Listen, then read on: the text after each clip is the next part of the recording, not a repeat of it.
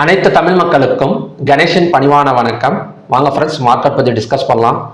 இன்னைக்கு பங்கு சந்தைகள் எப்படி இருந்தது, அதாவது பேங்க் நிஃப்டி சென்செக்ஸ் எல்லாம் எப்படி இருந்தது அப்படின்னா, ஸ்டார்டிங்கில் ஒரு 12 o'clock வரைக்கும் நமக்கு செல்லிங் ப்ரெஷர் தான். இப்போ மார்னிங் ஓப்பன் ஆகிருக்கிற மார்க்கெட்டே பார்த்தீங்கன்னா அப்படின்னா நிஃப்டி பேங்க் நிஃப்டி எல்லாமே எஸ்டர்டே க்ளோஸுக்கு கீழே ஓப்பன் வச்சிருந்தது. ஒரு 12 o'clock வரைக்கும் கொஞ்சம் செல்லிங் ப்ரெஷர்ல இருந்தது. அதுக்கப்புறம் பேங்க் நிஃப்டி எல்லாம் பார்த்தீங்க அப்படின்னா ஒரு 1000 பாயிண்ட்ஸ் பக்கம் இன்க்ரீஸ் ஆயிருக்கு. நிஃப்டி எடுத்துக்கிட்டோம் அப்படின்னா கிட்டத்தட்ட 23,173 அங்கேருந்து பார்த்தீங்க அப்படின்னா 225 பாயிண்ட்ஸ் பக்கம் மேலே வந்திருக்கு. சென்செக்ஸும் அதே மாதிரி தான். ஃபர்ஸ்ட் ஸ்டார்டிங்ல கொஞ்சம் செல்லிங்ல இருந்தது. அதுக்கப்புறம் பார்த்தீங்க அப்படின்னா நமக்கு ஒரு பையிங் சேஞ்ச் ஆயிருக்கு அப்படிங்கிற மாதிரி சொல்லலாம். ஸோ இந்த பை கண்டினியூவேஷன் ஆகுமா? ஏன்னா எஸ்டர்டேவே நம்ம பார்த்துருந்தோம். நமக்கு இன்னைக்கு கொஞ்சம் பை எடுக்கிறதுக்கான ஒரு பாசிபிலிட்டி இருக்கு. அது என்ன ரீசனுங்கிறத நம்ம எஸ்டர்டே வீடியோவில் டிஸ்கஸ் பண்ணியிருந்தோம். ஸ்டார்டிங்ல கொஞ்சம் செல்லிங் ப்ரெஷர் இருந்தா கூட அதுக்கப்புறம் பார்த்தீங்க அப்படின்னா நல்ல ஒரு பைக்கு தான் போகுது. ஓகேங்களா? ஸோ இந்த பை கண்டினியூவேஷன் ஆகுமா அப்படின்னு பார்க்கறதுக்கு முன்னாடி நம்ம மற்ற டீட்டெயில்ஸ் எல்லாம் கொஞ்சம் பார்த்துட்டு வந்துடலாம். இன்னைக்கு ஒரு முக்கியமான ஒரு சம்பவம் நடந்தது அப்படிங்கிற மாதிரி சொல்லலாம். அதாவது என்ன சொல்றது அப்படின்னா, ஆர்பிக்கே விபூதி அடிச்சுட்டாங்க ஊடகங்கள் அப்படிங்கிற மாதிரி நம்ம சொல்லலாம். எதனால அப்படின்னா, காலையில ஒரு நியூஸ் கொடுத்துருந்தாங்க. இந்த மாதிரி R B Reserve Bank of India அவங்க வச்சிருக்கிற தங்கத்துல 12 பில்லியன், அதாவது $12 பில்லியன் கிட்டத்தட்ட 1 லட்சம் கோடி ரூபாய் தங்கத்தை வித்துட்டாங்க அப்படின்னு சொல்லி அவங்க ஒரு நியூஸஸ் கொடுத்துருந்தாங்க சோசியல் மீடியாவில். அதுக்கப்புறம் பார்த்தீங்க அப்படின்னா எல்லா நியூஸஸ்லாம் நமக்கு வந்திருந்தது. ஸோ இதன் மூலியமா பேங்க் நிஃப்டி ஃபின் நிஃப்டி ஸ்டார்டிங்ல கொஞ்சம் செல்லிங் ஆனது பார்த்தீங்களா இந்த 12 o'clock வரைக்கும். ஸோ அதுக்கு இந்த நியூஸும் ஒரு ரீசன் அப்படிங்கிற மாதிரி சொல்லலாம்.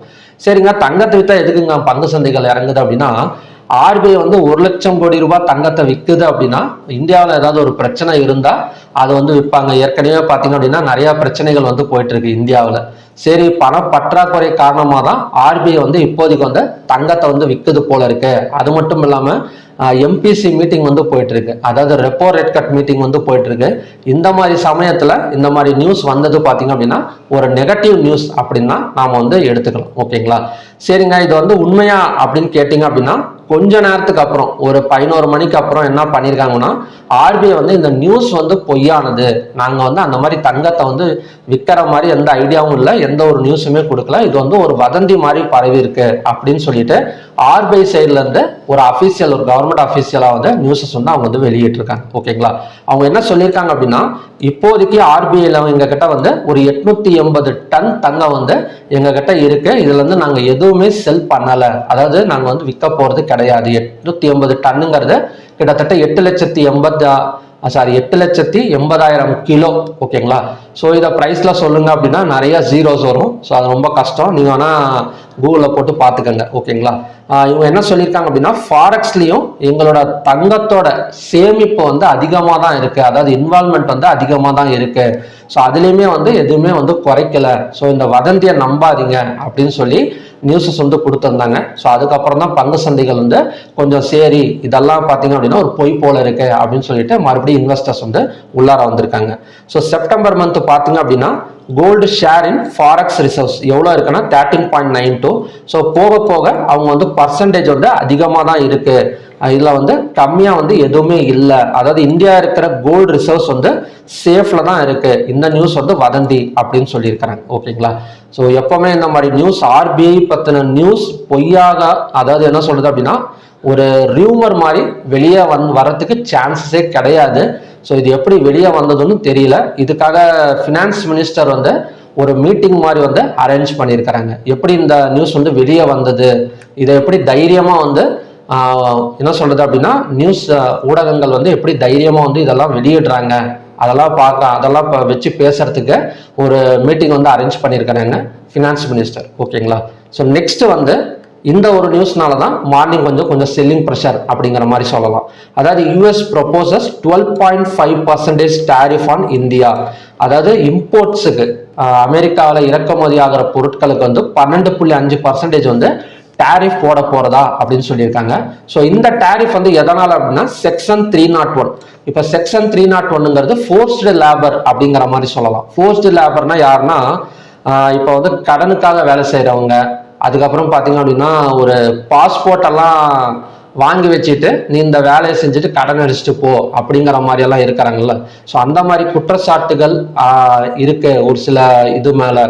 அந்த மாதிரி பொருட்களுக்கு வந்து அந்த மாதிரி அதன் மூலியமா தயாரிக்கிற பொருட்களுக்கு மட்டும் இறக்குமதி வரியை வந்து ஒரு 12.5% டேரிஃப்ல வந்து இன்க்ரீஸ் பண்ண போறதா அப்படின்னு சொல்லியிருக்காங்க. ஓகேங்களா. ஸோ இதன் மூலியமா நமக்கு வந்து காலையில கொஞ்சம் செல்லிங் ப்ரெஷர்ல இருந்தது அப்படிங்கிற மாதிரி சொல்லலாம். ஸோ இது வந்து நடைமுறைக்கு வந்துருச்சா, ஒரு அனௌன்ஸ்மெண்ட் வந்து கொடுத்துட்டாங்களா அப்படின்னா கிடையாது. ஸோ இது வந்து ஒரு டவுட்டுக்கு மேல இந்த மாதிரி நடந்தா நாங்கள் வந்து 12.5% வந்து இன்க்ரீஸ் பண்ணுவோம் அப்படின்னு சொல்லி கொடுத்துருக்குறாங்க. ஸோ இது வந்து எப்போ அப்படின்னா ஜூலை 7th தான் இதோட ஃபைனல் டிசிஷன் வந்து நாங்கள் வந்து கொடுப்போம் அப்படின்னு சொல்லிட்டு அமெரிக்கன் சைடில் வந்து சொல்லியிருக்கிறாங்க. ஓகேங்களா. ஸோ நமக்கு தான் தெரியுமே, ஒரு நியூஸ் நடக்குதோ இல்லையோ, அந்த நியூஸ் வருது அப்படின்னாலே கண்டிப்பாக வந்து ஷேர் மார்க்கெட் வந்து ரியாக்ட் ஆக ஆரம்பிச்சிடும். ஓகேங்களா. ஸோ இப்போ இவங்க வந்து அந்த டேரிஃப் வந்து இன்க்ரீஸ் பண்ணலனாலும் கூட நமக்கு இன்னைக்கு நடந்தது தான். ஓகே. ஸோ இப்போ வந்து இந்த நியூஸ் வந்ததுக்கு அப்புறம் கொஞ்சம் இறங்கினதுக்கு மெயின் ரீசன் வந்து already US India trade deal வந்து பேச்சுவார்த்தை வந்து போயிட்டு இருக்கு. ஸோ இந்த நியூஸ் வந்ததுனால கொஞ்சம் வந்து பின்வாங்குது அப்படிங்கிற மாதிரி நாம வந்து எடுத்துக்கலாம். ஓகே.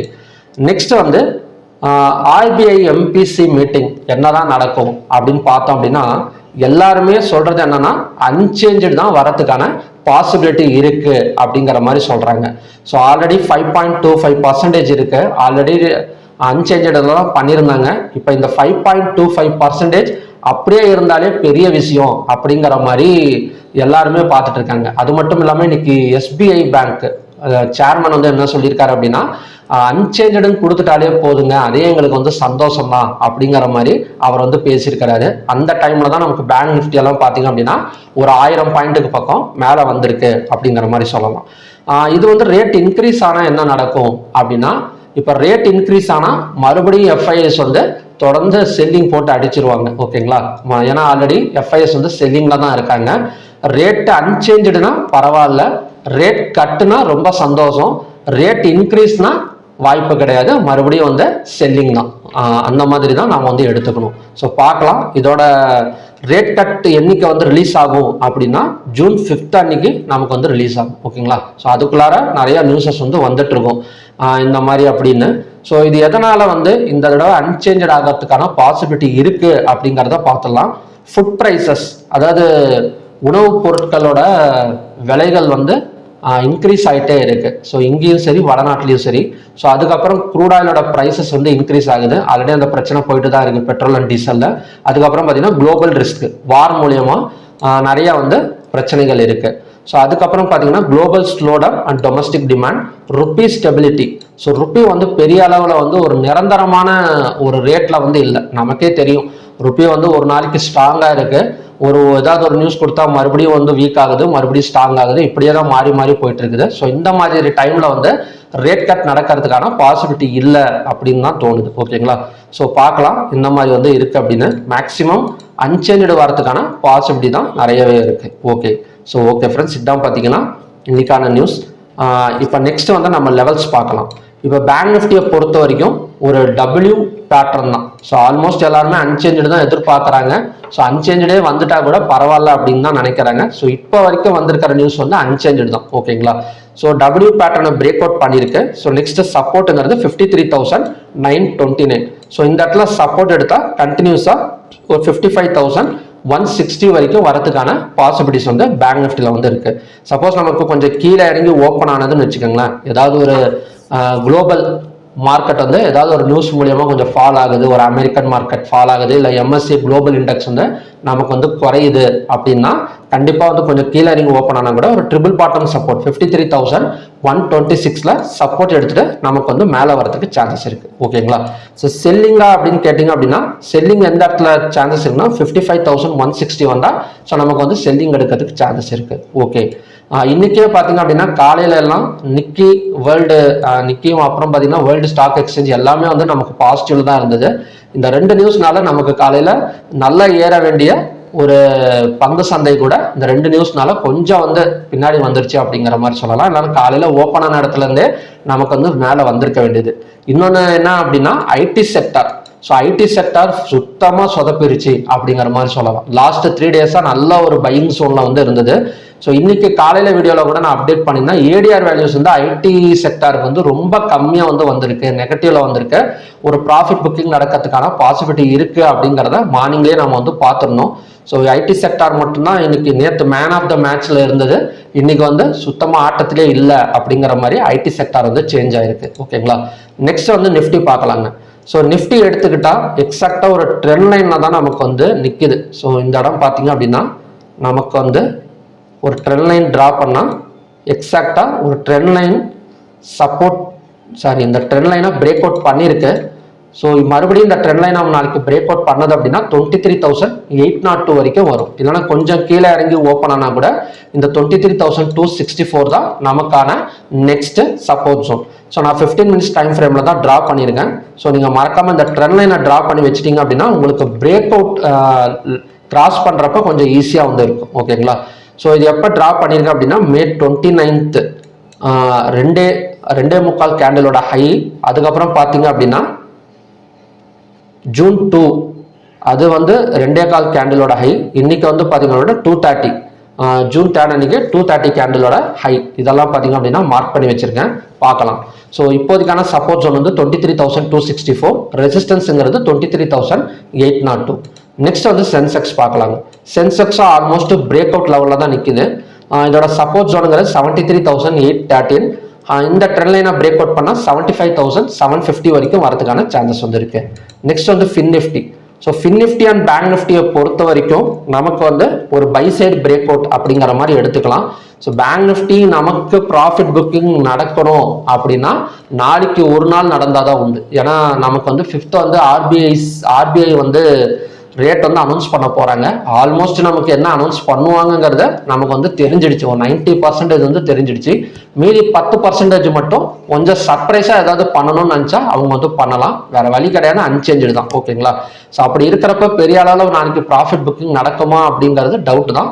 ஒரு இன்வெஸ்டர்ஸ் ஹோல்டுலேயே இருப்பாங்க அப்படிங்கிறது தான் என்னோட ப்ரிடிக்ஷன். ஓகேங்களா, ஸோ அதாவது இன்னைக்கு எடுத்துக்கிற பை நாளைக்கு கண்டினியூ ஆகிறதுக்கான சான்சஸ் வந்து இருக்கு. ஓகேங்களா, நெக்ஸ்ட் வந்து ஃபின் நிஃப்டியும் சேம் அதே மாதிரி தான். ஃபின் நிஃப்டியோட பை சைட் பிரேக் அவுட் பாயிண்ட்ங்கிறது 24,959, சப்போர்ட் ஜோனுங்கிறது 24,709, ரெசிஸ்டன்ஸ்ங்கிறது 25,308.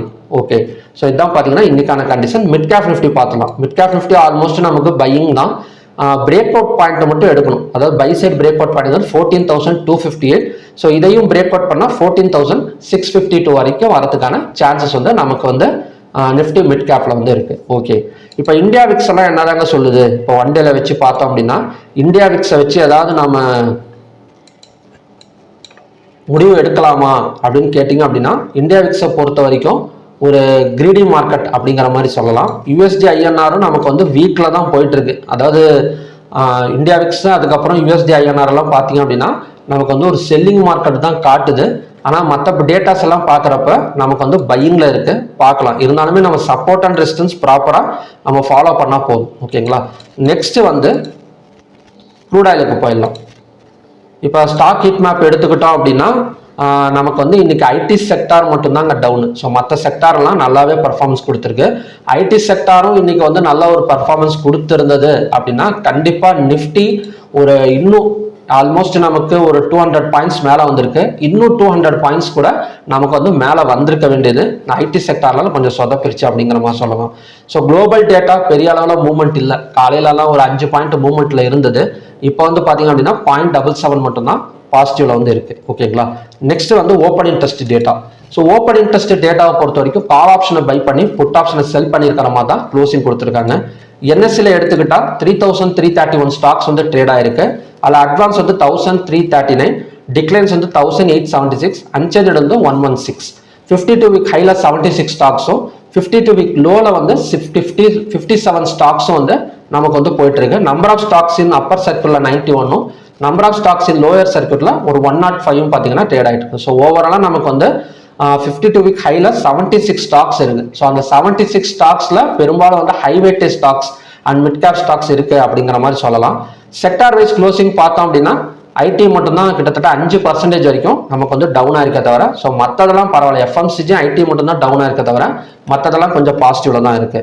ஹை வெயிட்டேஜ் ஸ்டாக்ஸ் எடுத்துக்கிட்டாலும் ஐடி செக்டார் ஸ்டாக் தான். ஸ்ரீராம், அதாவது TCS, Infosys, Sun Pharma, Shriram finance. So இதெல்லாம் பார்த்தீங்க அப்படின்னா கொஞ்சம் நெகட்டிவ்ல இருக்கு. மற்றபடி banking and Fin Nifty, Reliance எல்லாமே வந்து பாசிட்டிவ் தான்.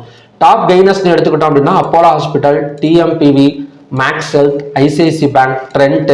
ஸோ இதெல்லாம் பார்த்தீங்கன்னா டாப் கெய்னர்ஸுக்கான ஸ்டாக். டாப் லூசர்ஸுக்கான ஸ்டாக்ஸ் எடுத்துக்கிட்டோம் அப்படின்னா TCS, TechM, HCL tech, Infosys, Wipro இதெல்லாம் பார்த்தீங்க அப்படின்னா டாப் லூசர்ஸுக்கான ஸ்டாக்ஸ். ஓகே, ஸோ சென்செக்ஸ் இருக்கு, நாளைக்கு சென்செக்ஸ் எக்ஸ்பைரி இருக்கு, ஏதாவது கொஞ்சம் செல்லிங் ப்ரெஷர் இருக்குமா அப்படின்னு கேட்டிங்கன்னா சொன்னதாங்க, லோவை பிரேக் அவுட் பண்ணணும். அதாவது இன்னைக்கான லோவை வச்சு பிரேக் அவுட் பண்ணி ஒரு க்ளோசிங் வச்சது அப்படின்னா கொஞ்சம் செல்லிங் எடுக்கிறதுக்கு சான்சஸ் இருக்கு. இல்லைன்னா மறுபடியும் கொஞ்சம் பை தான் எக்ஸ்பெக்ட் பண்ணுறேன் நான். ஓகே, நெக்ஸ்ட் வந்து க்ரூட் ஆயிலுக்கு போயிடலாம். இப்போ க்ரூட் ஆயில் வந்து நம்ம மார்னிங்லேயே டிஸ்கஸ் பண்ணது தான். என்ன மாதிரி பார்த்துருந்தோம் அப்படின்னா இன்னைக்கு க்ரூட் ஆயில் இன்வென்ட்ரி டேட்டா இருக்கு. ஏபிஐ, அமெரிக்கன் பெட்ரோலியம் இன்ஸ்டிடியூட் வந்து என்ன வந்து எஸ்டிமேட் பண்ணியிருந்தாங்க அப்படின்னா 2.9 சம்திங் பேரல் வந்து ஃபெல்லா இருக்கு, ஸ்டோரேஜ் கம்மியா இருக்குன்னு சொல்லியிருந்தாங்க. அது வந்து டிமாண்டை தான் குறிக்குது. ஓகேங்களா, இப்போ மார்னிங்லேயே இந்த பேட்டர்ன் பார்த்து தான் 9091 பிரேக் அவுட் பண்ணுது அப்படின்னா ஸோ நம்ம பை சைடு ஃபோக்கஸ் பண்ணலாம். இந்த இடத்துல ஜஸ்ட் ஒரு 215 மினிட்ஸ் கேண்டல் கீழே வரணும் அப்படின்னு சொல்லியிருந்தேன். ஸோ நமக்கு கீழே வந்து எதுவுமே ஃபார்ம் ஆகலை. ஸோ எல்லாமே பிரேக் அவுட் பண்ணிட்டு மேலே தான் வந்துட்டு இருக்கு. ஸோ இதோட இப்போதைக்கு வந்து பையிங் தாங்க. நான் ரெசிஸ்டன்ஸ் வந்து ட்ராப் பண்ணலை, இப்போதைக்கு வந்து பையிங் தான். ஸோ 9091 தான் நமக்கான நெக்ஸ்ட் சப்போர்ட் ஜோன். ஸோ அது மட்டும் இல்லாமல் இன்டர்நேஷனல் எனர்ஜி அசோசியேஷன் அவங்களும் என்ன சொல்லியிருக்காங்க அப்படின்னா க்ரூட் ஆயில் வந்து $150 வரைக்கும் வரதுக்கு சான்சஸ் இருக்கு, ஸ்ட்ரைட் ஆஃப் ஃபார்மர்ஸ் தொடர்ந்து க்ளோசிங்ல இருந்தா அப்படின்னு சொல்லியிருக்காங்க. க்ரூட் ஆயில் இன்வென்ட்ரியும் நமக்கு வந்து டிமாண்ட் சைடு தான் சாதகமாக இருக்கு. ஸோ பாசிட்டிவ் சைடு ஃபோக்கஸ் பண்ணலாம் க்ரூட் ஆயிலை பொறுத்த வரைக்கும். 9091 இப்போ எந்த இடத்த வந்து பிரேக் அவுட் எடுத்ததோ அந்த இடம் தான் அடுத்த சப்போர்ட்டாக வந்து நமக்கு வந்து ஒர்க் அவுட் ஆகும். ஹையாக பிரேக் அவுட் பண்ணால் கண்டினியூஸாக ஒரு 9350 இல்லை 450 எல்லாம் வரதுக்கு சான்சஸ் இருக்கு. நெக்ஸ்ட் ரெசிஸ்டன்ஸுங்கிறது அன்பிரடிக்டபிள் இப்போ பொறுத்த வரைக்கும். ஓகேங்களா, ஏன்னா நல்லா பை போயிட்டு இருக்கிற இடத்துல தேவையில்லாமல் ரெசிஸ்டன்ஸ் ட்ரா பண்ணி மாட்டிக்க கூடாது. ரெசிஸ்டன்ஸ் அன்பிரடிக்டபிள் பார்க்கலாம். இன்னைக்கு ஏதாவது கொஞ்சம் மூவ்மெண்ட் இருந்தது அப்படின்னா மார்னிங் வீடியோவில் நான் ரெசிஸ்டன்ஸ் வந்து அப்டேட் பண்ணுறேன். நெக்ஸ்ட் வந்து natural gas. So natural gas நம்ம ரெசிஸ்டன்ஸ் தான் எடுத்திருக்கோம் 306.7ல. ஸோ இதுவுமே பார்த்தீங்க அப்படின்னா நமக்கு வந்து பிரேக் அவுட் பண்ணிட்டு மேலே வந்துட்டு இருக்கு. ஸோ இந்த பேட்டர்ன் பார்த்தீங்கன்னா தெரியும், பிரேக் அவுட் பண்ணிட்டு மேலே வந்துட்டு இருக்கு. நெக்ஸ்ட் டார்கெட் அண்ட் ரெசிஸ்டன்ஸ் வந்து 322.5 நேச்சுரல் கேஸை பொறுத்த வரைக்கும். அடுத்தது கோல்டு. ஸோ கோல்டு வந்து நமக்கு ஃபுல்லாக இறங்கிட்டு இருக்கு. ஸோ லாஸ்ட் சப்போர்ட்டுங்கிறது இந்த இடம் தான். இதையும் பிரேக் அவுட் பண்ணிடுச்சு அப்படின்னா நமக்கு இன்னமும் கூட ஆல்மோஸ்ட் பிரேக் அவுட் நடந்திருக்கு, பார்க்கலாம். இப்போ கோல்டோட செல் சைடு பிரேக் அவுட்னு பார்த்தோம் அப்படின்னா இன்னொரு 500 to 1000 பாயிண்ட்ஸ் பக்கம் டவுன் சைடு வந்து எக்ஸ்பெக்ட் பண்ணலாம். ஸோ கோல்டு காலையில் சப்போர்ட் தான் ட்ரா பண்ணியிருந்தேன். ஸோ அது பிரேக் அவுட் பண்ணியிருக்கனால ரெசிஸ்டன்ஸ் வந்து எடுத்திருக்கு. ஓகேங்களா, ஸோ இது வந்து இன்வெர்டர் ரவுண்ட் பாட்டம் பேட்டர்ன் வந்து கிரியேட் ஆயிருக்கு. இந்த இடம் பார்த்தீங்கன்னா தெரியும், ஒரு ரவுண்ட் பாட்டம் பேட்டர்ன். ஸோ இப்படி வரைஞ்சா ரவுண்ட் பாட்டம் பேட்டர்ன், இது வந்து inverted round bottom pattern. So அதை பிரேக் அவுட் பண்ணிட்டு கீழே வந்திருக்கு. மறுபடியும் ரீடெஸ்ட் எடுக்கணும் அப்படின்னா 1,59,269ல நமக்கு ரீடெஸ்ட் எடுக்கிறதுக்கான சான்சஸ் வந்து நமக்கு வந்து கோல்டில் வந்து இருக்கு. நெக்ஸ்ட் வந்து சில்வர் பார்க்கலாம். ஸோ சில்வரும் சேம் கண்டிஷன் தான். சில்வர் வந்து மார்னிங் சொன்னால் அதே சப்போர்ட்டை மெயின்டைன் பண்ணிக்கலாம். 2,63,231. ரெசிஸ்டன்ஸுங்கிறது 2,69,942. ஓகேங்களா, ஸோ இதே மார்னிங்கில் சொன்னால் அதே சப்போர்ட் அண்ட் ரெசிஸ்டன்ஸ் லெவலே இருக்கட்டும். ஏன்னா சில்வரை பொறுத்த வரைக்கும் பெரிய மூவ்மெண்ட்டுங்கிறது கிடையாது, ஒரு பேரலல் சேனலுக்குள்ளார போயிட்டு வந்துட்டு இருக்கு அப்படிங்கிற மாதிரி எடுத்துக்கலாம். ஸோ ஓகே ஃப்ரெண்ட்ஸ், இதான் பார்த்தீங்கன்னா இன்னைக்கான conditions. Crude oil break out எடுத்தால் நமக்கு கண்டினியூஸாக பை தான். ஓகே, ஸோ நிஃப்டி பார்க்கலாம். மறக்காம ட்ரெண்ட் லைன் வந்து ட்ரா பண்ணி வச்சுக்கோங்க. ஸோ அப்போ தான் break out buy side break out கன்ஃபர்மேஷனுங்கிறத நம்ம ஈஸியாக வந்து ஐடென்டிஃபை வந்து பண்ணலாம். ஸோ ஓகே ஃப்ரெண்ட்ஸ், மறுபடியும் பார்த்தீங்க அப்படின்னா இன்னொரு நல்ல ப்ரெடிக்ஷன் வீடியோட நான் உங்களை மீட் பண்ணுறேன். Thank you very much.